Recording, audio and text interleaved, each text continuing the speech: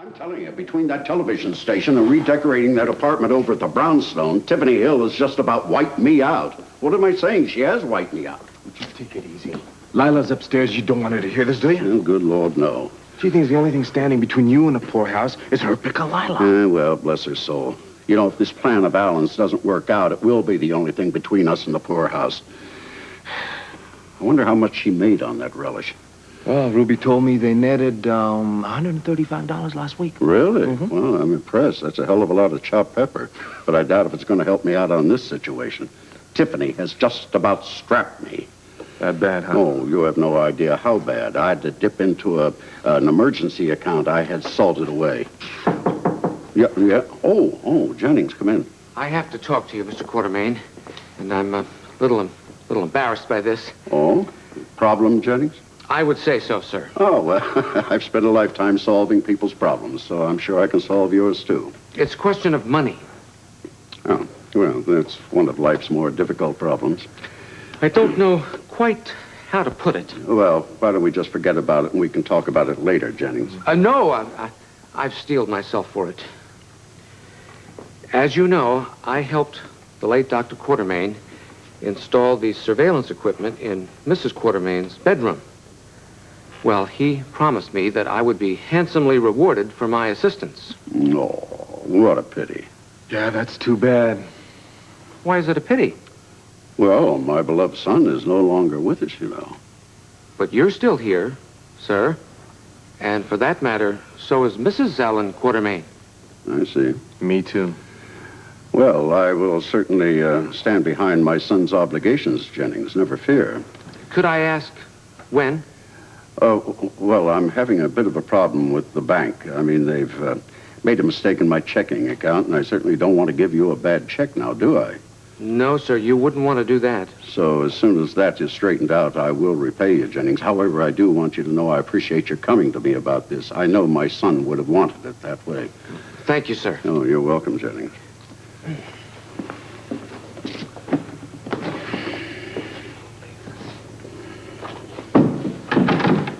Edward, what are you going to use for money? I don't know. I don't think Lila's 135 will cover this. We got to think of something. Yeah, I know. There's some kind of a veiled threat behind what Jennings said. Can you imagine stooping to blackmail? What the hell ever happened to old-fashioned virtues and old family retainers? I don't know about that, but I do know that he can go to Monica with the tape. Edward, are you listening to me? All right. Oh, I had a thought. About how to pay Jennings? No, a new thought. I think we got to stick to the old one first. Look, I'm sure I can hold Jennings off, but I'd like to get Chief Ramsey over here. Ramsey? Yes, not Anna. She's much too chummy with Donnelly. I want you to call Ramsey and tell him the Quartermains want an update on this murder investigation. And when you're talking to him, remember, you are the grieving half-brother. Okay. Oh, wait a minute. It just occurred to me. I better get Lila out of the house. I don't think I can count on her playing the bereaved mother much longer. She's been as touchy as a keg of dynamite lately. I get it. We get Ramsey over here, we play the tape for him. Jimmy Lee. Now, as soon as we do that, there'll be no way for Sean Donnelly to talk himself out of this one. No way. No. What do you mean, Not one word about that tape. Edward, it's our ace in the hole. And we're going to keep it that way for a while anyway. So we'll get to the tape with all in good time. Meanwhile, onward.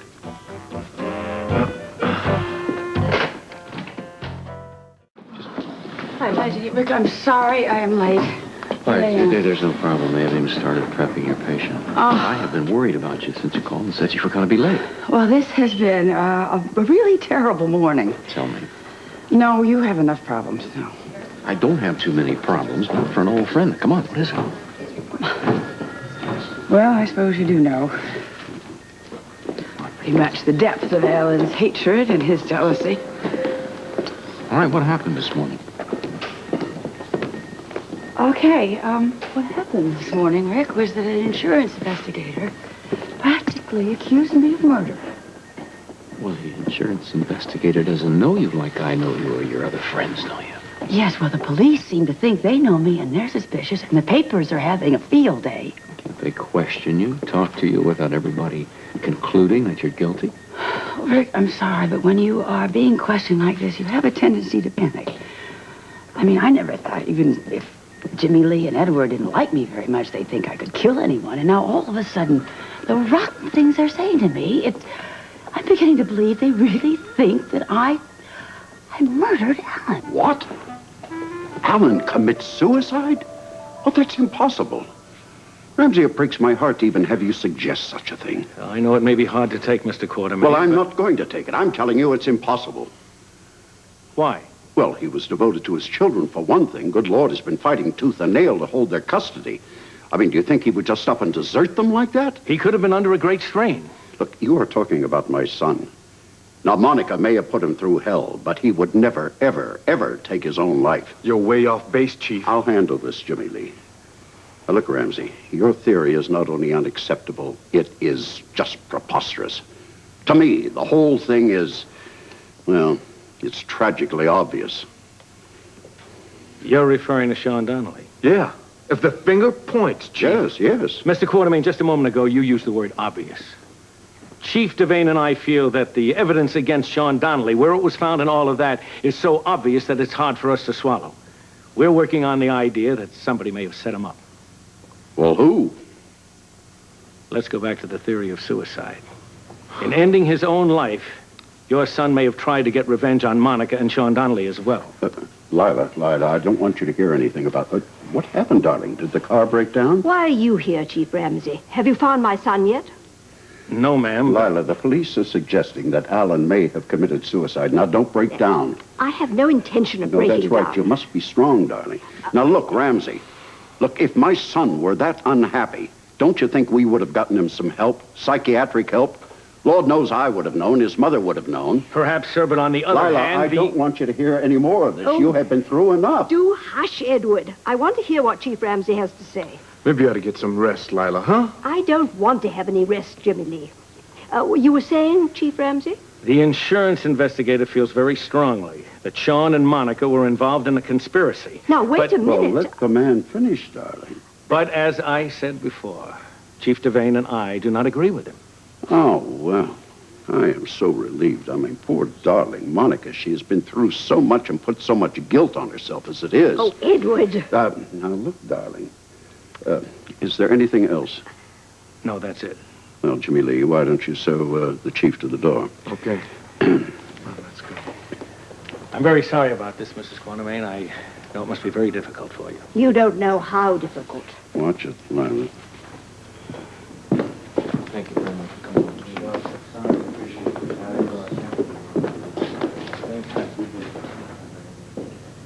I need you to wait until the chief was gone. All right. The idea of implicating Monica in Alan's death, it's outrageous. Look, Monica will be cleared eventually. When? Well, I say eventually. That's not soon enough. Look, we cannot let Alan down now. Well, we have to do something then. Well, it's too soon, Lila. Oh, Jimmy Lee, you don't know what I'm talking about. Well, no, he doesn't, and I don't either. Well, what I do know is this. We cannot continue to accept Monica's hospitality whilst you two are intent on dragging her name through the mud. We are moving back into Kelly's. Oh, that? Well, okay, Lila, I see your point. Start packing. There's a weak link in our chain. Wait a moment. Jennings, I would like to see you, please. Edward, he's another weak link. We've got to make our move now. I agreed with everything you say, but don't worry. You called? Yes, come in, Jennings. Please close the door.